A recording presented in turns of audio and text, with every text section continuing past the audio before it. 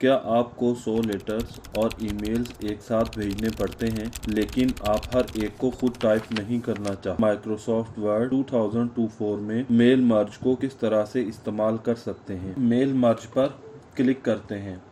यहाँ से हम step by step mail merge वाले ऑप्शन को सेलेक्ट करेंगे। राइट साइड पर हमारे पास ये पैनल अपीयर हो जाएगा। यहाँ से लेटर को सेलेक्ट रहने दें।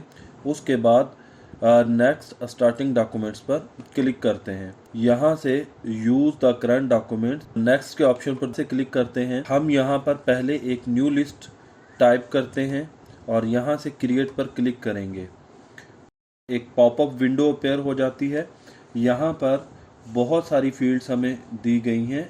इन कॉलम्स को मैं कस्टमाइज करूंगा। यहाँ से टाइटल हमें नहीं चाहिए तो टाइटल को हम डिलीट कर रहे हैं और इसी तरह first name last name. Okay पे हम क्लिक करते हैं तो यहाँ पर वो फील्ड्स हमारे पास आ चुकी हैं और यहाँ से अब हमने जहाँ पर अपने ब्लॉक्स को ऐड करना है वहाँ पर क्लिक करेंगे और उसके बाद यहाँ पर देखें ग्रेटिंग लाइन पर मैं क्लिक करता हूँ और इसका पैटर्न सेलेक्ट करूंगा जिस तरह के डेयर जयान। ओके पे क्लिक करते हैं। उसके बाद हम इंटर प्रेस करके न्यू लाइन में आएंगे। जिस तरह के यहाँ पर एड्रेस लाइन पे क्लिक किया और इंसर्ट किया। उसके बाद दोबारा से हम न्यू लाइन में आएंगे और दोबारा से हम मोर आइटम पर क्लिक करेंगे और यहाँ से वर्किंग फ़ोन नंबर और इंसर्ट किया।